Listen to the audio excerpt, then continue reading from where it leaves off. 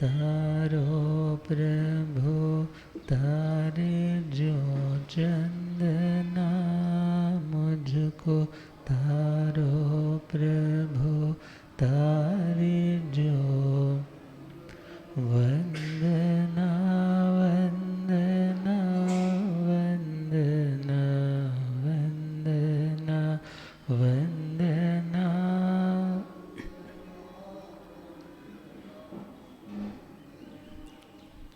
अनंत अनंत शांति के निकेतन शासनपति श्रमण भगवान महावीर स्वामी के पावन चरणारविंदों में हार्दिक भावना वंदन नमन। मेरे अंधेरे जीवन को रोशनी प्रदान करने वाले परम उपकारी आगम ज्ञान के भंडार आगम ज्ञाता आगम पुरुष, जिन शास्त्र रतन हिमाचल के श्री उपाध्याय भगवंत श्रद्धे गुरुदेव श्री जितेंद्र मुनि जी महाराज साहब के पावन चरण कमलों में हार्दिक भावना वंदन नमन। पाठ पर विराजमान तपस्वी रतन श्री प्रभु मुनि जी महाराज साहब के चरणों में वंदन।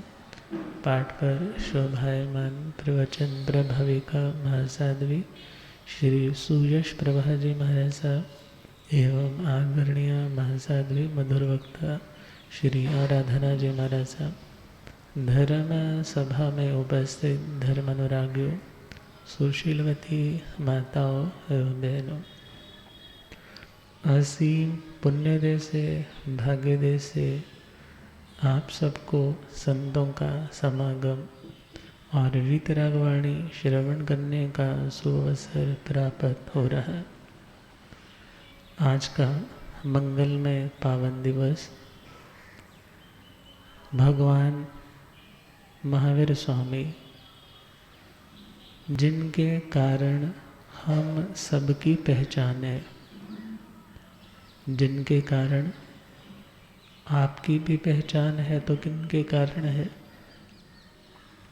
जैन कहलाते हो तो किनके कारण कहलाते हो?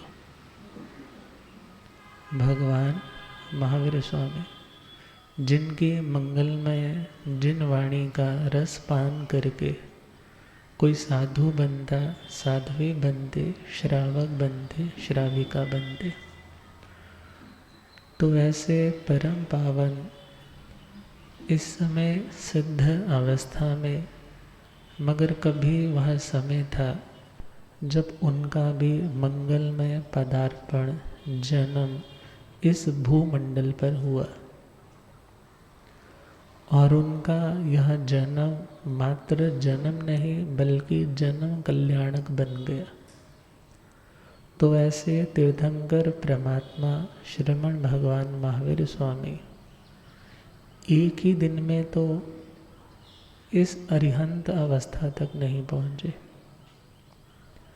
बड़े बड़े समुद्र जो दिखाई देते हैं, कभी उस स्थान पे समतल भूमि भाग फ्लैट ज़मीन रहती है, और जहाँ बहुत ज़मीन हरी भरी दिखाई देती है, बहुत साल पीछे चले जाएं तो वहाँ समुद्र होते हैं, रेगिस्तान होते हैं, पहाड़ियाँ होती।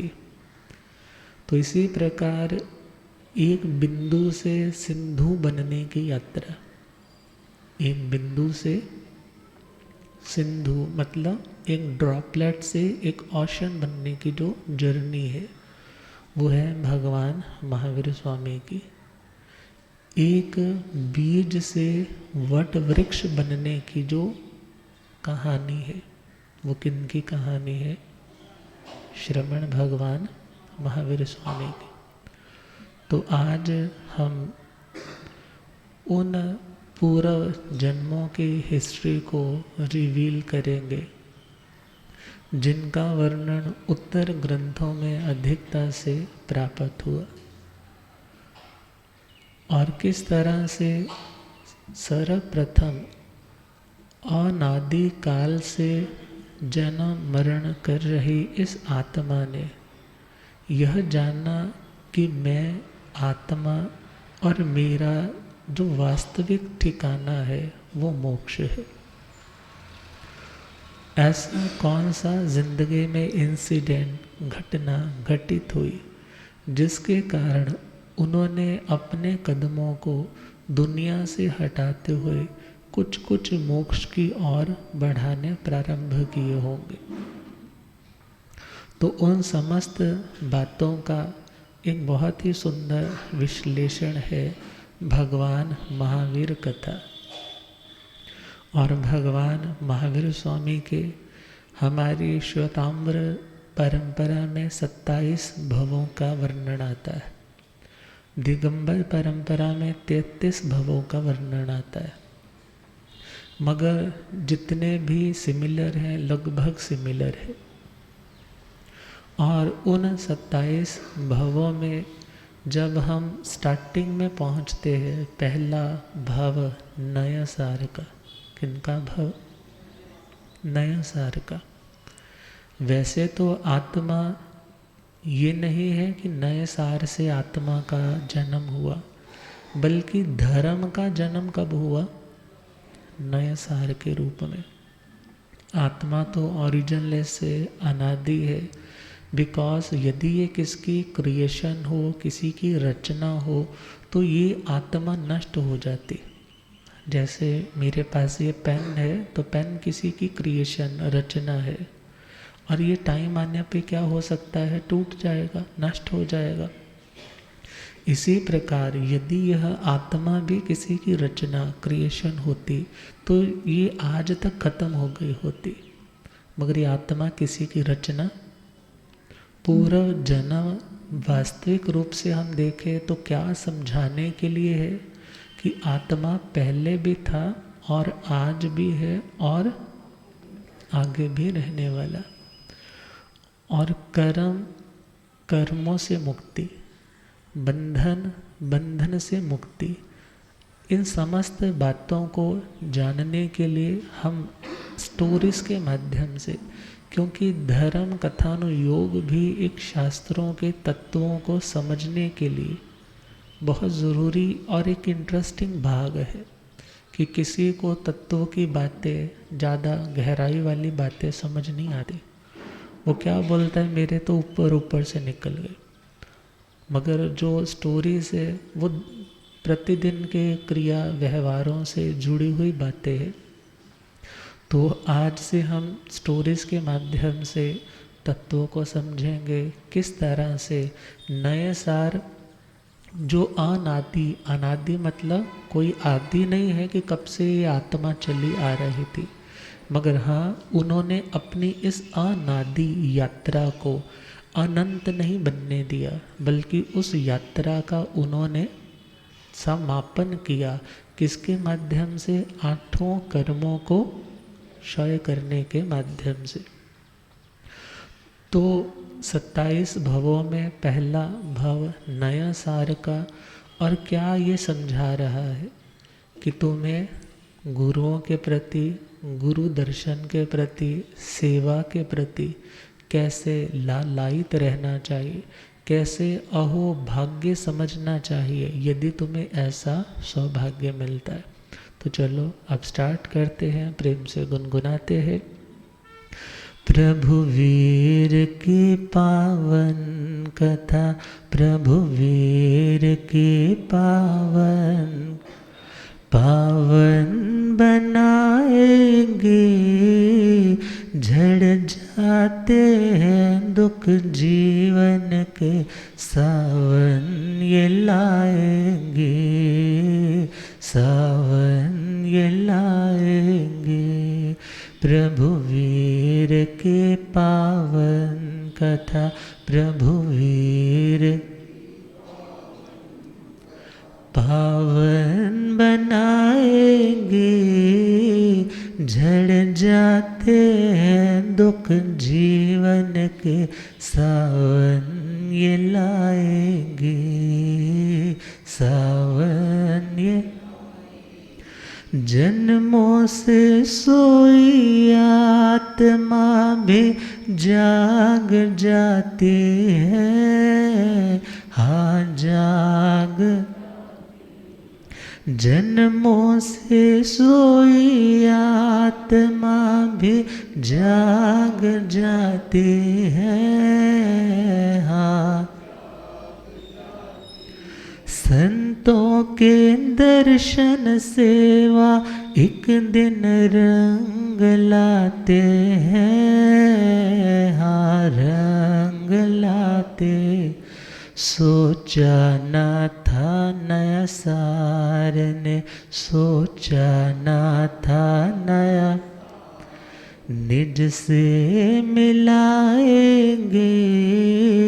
झड़ जाते हैं दुख जीवन के, सावन ये लाएंगे सावन।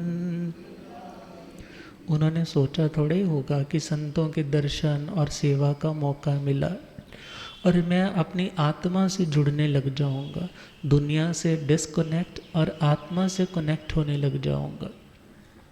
तो वो स्थान महाविदेह, जैसे हमारा ये प्लैनेट है वैसा ही एक और प्लैनेट है, और उस महाविदेह में, पश्चिम विदेह में प्रतिष्ठानपुर नाम का एक बहुत समृद्ध नगर है, सिटी है। किसी चीज़ की वहाँ कमी नहीं है। और महाविद्या में तो एवरी टाइम क्या है, एवरी टाइम क्या है, चौथा आरा। सिंपल समझे, एवरी टाइम सतयुग है। एवरी टाइम कैसा, सतयुग।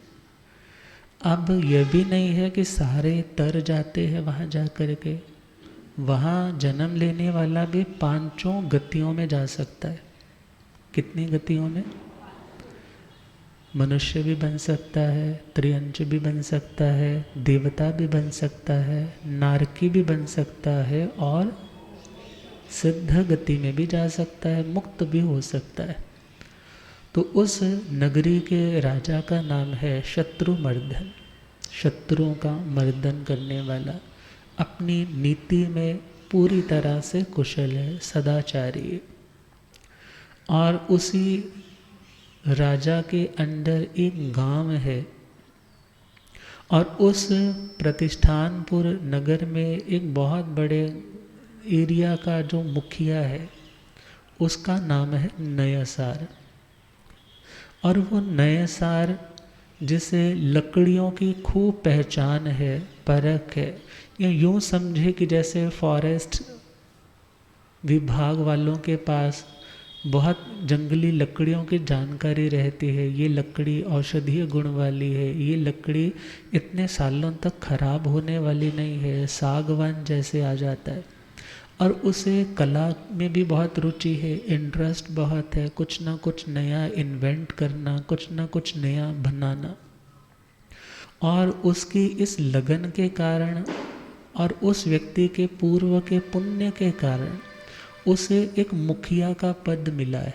मुखिया मतलब जो मुख्य है।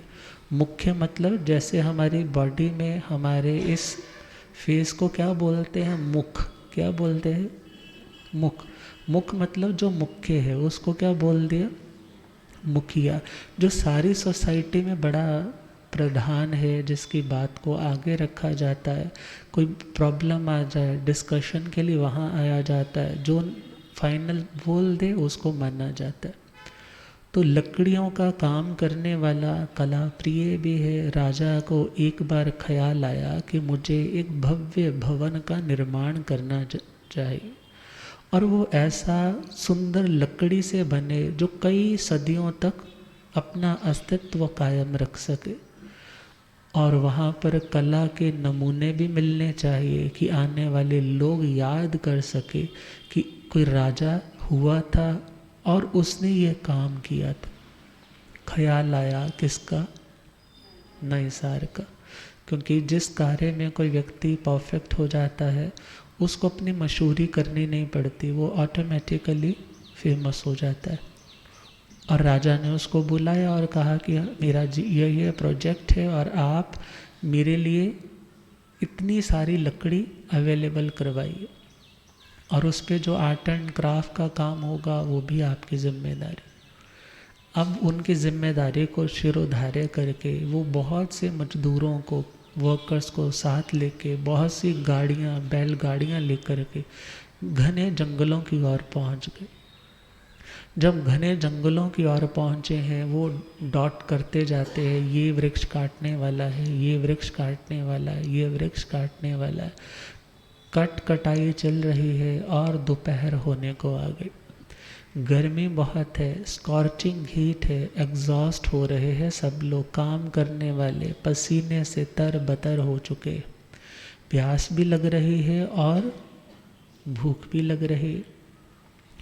और इतने में सबके भोजन का वक्त हुआ, क्योंकि वो इतनी सुंदर भावना वाला नया सार है। वो सोचता है इन्हीं से काम लेना है। जब इन्हीं का ख्याल नहीं रखेंगे तो ये लोग इरिटेट होके काम करेंगे। इसलिए अच्छा है इंसान यह भी है और इंसान मैं भी हूँ। तो उनसे कहा कि बस आप अपना काम अभी कुछ टाइम के लिए रोक लो, सबके लिए भोजन की व्यवस्था है, भोजन खूब सारा हम लेकर के आए हैं, आप हाथ मुंह धो कर के आ जाइए। लाइन बना कर के सब बैठ गए। और यहाँ पर एक बहुत ही सुंदर कोइंसिडेंस घटित होता है कि संत जो विहार कर रहे हैं और उस विहारचर्या में उन्हें मालूम था कि एक बहुत घना डेंस जंगल आने वाला है। तो उन्होंने सोचा कितना लंबा रास्ता, रास्ते में कोई गोचरी की सुविधा, आहार की सुविधा नहीं है। तो जब उन्हें सूचना मिली कि एक सार्थ अर्थात एक बहुत ही समृद्ध सेठ अपने नगर के बहुत से लोगों को इकट्ठा करके व्यापार के लिए दूर देशों में जाने लगा। तो पुराने टाइम में संत क्या करते कि जब वो लोग जा रहे हैं तो उनमें से बहुत से लोग हैं जो संतों की चर्या को जानते हैं। तो संतों ने सोचा हम भी क्या करते हैं, इनके पीछे पीछे चल पड़ते हैं, ये अपने लिए बनाएंगे और हम इनसे थोड़ा ले लेंगे, और यदि नहीं होगा उपवास आदि कर लेंगे। जहाँ नगर आएगा नगर में भिक्षा के लिए चले जाएंगे, फिर लौट करके इनको ज्वाइन करेंगे तो हम इस घने जंगल को पार कर जाएंगे। मगर हुआ क्या, संत तो वो सारे अलग अलग दिशाओं में नगर में आहार गोचरी के लिए चले गए, मगर उधर से वो सारे का सारा जो समूह था वो वहाँ से अचानक कोई कारण पड़ा, वो वहाँ से रुखसत कर गए, चल पड़े। संत जब लौट करके आए तो क्या देखा, वहाँ पर तो कुछ भी नहीं है। तो हैरान भी हुए, परेशान भी हुए, इधर उधर कौन सा नेविगेशन था उनके पास, किससे पूछते, कोई रास्ते में व्यक्ति भी नहीं था। सोचा चलो चलते हैं, हिम्मत हारने से तो क्या होगा, यदि कोई रास्ता नहीं मिलेगा तो संधारे ग्रहण कर लेंगे। मगर चलते चलते बढ़ते बढ़ते कुछ महसूस हुआ, हलचल सी है, आदमियों की आवाज़ें आ रही। तो एक पहाड़ी पर जैसे वो बढ़ रहे थे और क्या देखा, बहुत सारे लोग हैं वहाँ पर। तो मन को क्या हुआ, मन को एक आराम मिला, एक आश्वस्तता मिली।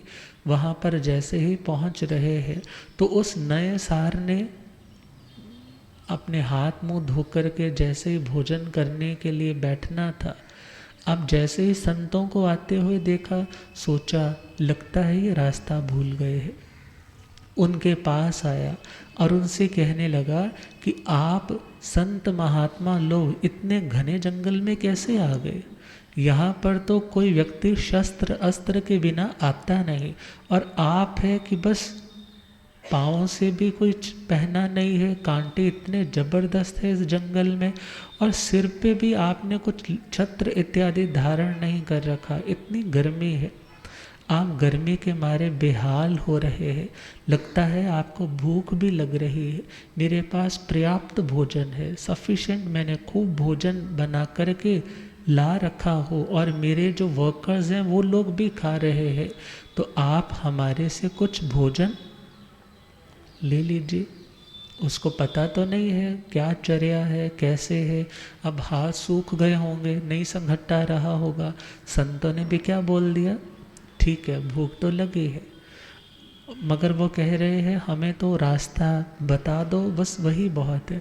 बोले ऐसे कैसे हो सकता है, मैं आपको भूखे पेट रास्ता बता करके आगे भेज दूँ?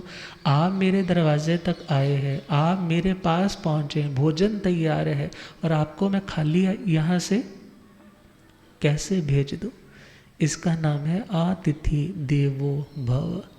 जो अतिथि, जिसके आगमन की, आने की कोई तिथि, कोई टाइम पक्का फिक्स नहीं है, आया है, उसको देवता समझ करके, भगवान समझ करके उसका रिगार्ड किया जाता था। तो उनको बड़े भावों से जो जो भी बना था वो उनके पात्र में शुद्ध आहार था, बहरा दिया। संतों ने एक और बैठ करके अपना भोजन इत्यादि किया। अब भोजन इत्यादि किया, अब नयसार ने भी उधर बैठकर भोजन तो अलग से कर लिया। मन में आ रहा है इनका जीवन कितना कठिन है, कोई व्यक्ति इनके साथ नहीं है, कितनी गर्मी पड़ रही है, भोजन मिल गया तो ठीक, नहीं मिला कितनी मुश्किल है इनकी ज़िंदगी में। मगर फिर भी उनके त्याग को देखकर मन में प्रेम प्रीति का भाव जागने लगा। अब उन संतों के पास आया, कहने लगा आप कहाँ जाना चाहते? बताया कि हम उस स्थान तक पहुँचना चाहते। बोले मैं आपको जंगल का रास्ता क्रॉस करवा करके जो हाईवे है, जो राजमार्ग है, वहाँ तक पहुँचा देता हूँ। विचार करो, विहार करवाने का सहज मौका मिल गया। उसे तो नॉलेज नहीं है जैन संत कैसे है, कैसे रहते हैं, क्या चर्या है। विचार करना है हम लोग जैन है, मगर यदि तो संत जान पहचान के हैं, रिश्तेदारों को जानते हैं, तब तो बिहार में चले जाएंगे। अदरवाइज दुकान के आगे से भी जा रहे हैं तो उठ कर के वंदन करने के लिए भी टाइम नहीं है कि जाकर पूछे कि भगवान आप आज पधारे हैं, कोई आवश्यकता हो तो मेरा घर पास है, सेवा का मौका देना। मगर वो सौभाग्य कैसे जाग रहा है उस नए सार का, संतों को रास्ता दिखा रहा है। वो संत जो दुनिया को रास्ता दिखाते, उन्हें रास्ता कौन दिखा रहे हैं? नए सार। अब जैसे ही संतों को आगे आगे नए सार, पीछे पीछे संत है, कुछ आस पास चल रहे हैं, बातें हो रही है, पूछा जा रहा है। संतों ने सोचा इसने हमें भोजन करवाया है, इसका हमारे ऊपर क्या है? उपकार है। उस उपकार को तो चुकाना चाहिए, इसको कोई धर्म का बोध, कोई अच्छी बात समझानी चाहिए। उसको समझा रहे हैं जिंदगी में अपना वास्तव में कौन है, वह है आत्मा। हे आत्मा, तुम्हें दुनिया को रिझाने के लिए पापों की दलदल में पांव नहीं रखना। उसको समझा रहे हैं वृक्ष काटना तुम्हारा धंधा है, मगर उन हरे भरे वृक्षों को मत काटना जहाँ पर अभी पक्षियों ने अपने घोंसले बनाए हो, जो अभी छोटे छोटे कॉम्पलों वाले हो, इत्यादि बड़ी बेसिक बातें उसको बता रहे हैं। जीव दया का भाव रखना, नवकार मंत्र इत्यादि समझा रहे। रास्ता लंबा है, और रास्ता लंबा है तो कुछ ना कुछ सुनाया जा रहा है। और रास्ता कटते कटते राजमार्ग आने को हुआ, और उसे 7 कुव्यसनों के बारे में समझाया। वो बुरी आदतें जो जिंदगी को बर्बाद कर देती, पूरा अच्छा डिटेलिंग में समझा करके उसको नियम इत्यादि करवा दी। और जैसे ही राजमार्ग आया, उसको अंदर से इतना अच्छा लगा। लोग तो बहुत मिलते हैं, मगर आज की मुलाकात दिल को इतनी तसल्ली देने वाली, इतना सुकून देने वाली, इतनी शांति देने वाली। कहते हैं ना, संतां दा संग बड़े भागा नाल मिलदा, संतां दा संग बड़े कर देने कोई पागा वाले, कर देने कोई बड़े मन को प्रसन्नता है कि आज मुझे किन्हीं उत्तम आत्माओं के साथ चलने का मौका मिला, जो दुनिया से कोई प्रयोजन नहीं रखते, जो आत्मा में लीन रहते, जिनके पास इतना कुछ था, सबको ठोकर लगा करके जो आत्मा की अनंत यात्रा के लिए निकल पड़े। समय पूरा हो गया, मुलाकात अब सेपरेशन में कन्वर्ट होने जा रहे।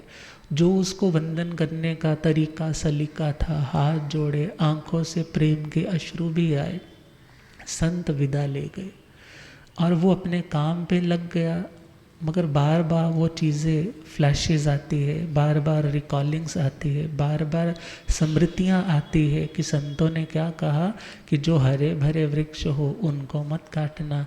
अर्थात संतों ने ये भी नहीं कहा सुखों को काटना, मगर क्या बोला, हरे भरे वृक्षों को मत काटना, जीवन को अच्छा बनाना, नॉनवेज मत खाना, मदिरा इत्यादि का पान मत करना, पर स्त्री का सेवन मत करना, और प्रॉस्टिट्यूट वेश्यागमन मत करना, शिकार मत खेलना, जुआ मत लगाना और चोरी मत करना। बातें तो सिंपल सिंपल थी, मगर जब कभी ज़िंदगी में प्रसंग आता उसके बढ़ते हुए कदम रुक जाते। समय आया, जिंदगी व्यतीत होते होते मृत्यु की आगोश में समाने के लिए तैयार हो गई। अंतिम समय आया और उस टाइम उसे कौन याद आ रहे हैं? संत याद आए। दोबारा ना मिलना हुआ, ना कोई बातचीत हुई, मगर उनकी शिक्षाएं, कहते हैं गुरु हमेशा तुम्हारे साथ नहीं रह सकते, मगर उनकी शिक्षाएं तुम हमेशा अपने साथ रख सकते हो। और समय आया, आयुष्य कर्म कंप्लीट हुआ और वो नया सार जो भगवान महावीर स्वामी का पहला भव है जागृति का, जब संतों को देखकर प्रीति प्रेम उमड़ करके आया, उनको सुपात्र दान दे करके उसने सम्यक्तों का ऐसा बीजारोपण किया कि वो बढ़ते बढ़ते समय आने पर वट वृक्ष खुद भी छायादार है, खुद भी हरा भरा है, औरों को भी छाया देने में समर्थ बन गए। और नए सार का वो भाव कंप्लीट हुआ और वहाँ से काल करके कहाँ पहुँचे? स्वधर्म देवलोक में, पहला देवलोक है। एक पल्लोपम की आयुष्य है, बहुत बड़ी है हमारे कंपैरेटिवली देखें तो। वहाँ का सुख वैभव भोग करके वहाँ का टाइम कंप्लीट हुआ। ये उनका दूसरा भव था। कौन सा नंबर है? दूसरा। और वहाँ पर टाइम कंप्लीट होने पर वहाँ से च्यवित हुए।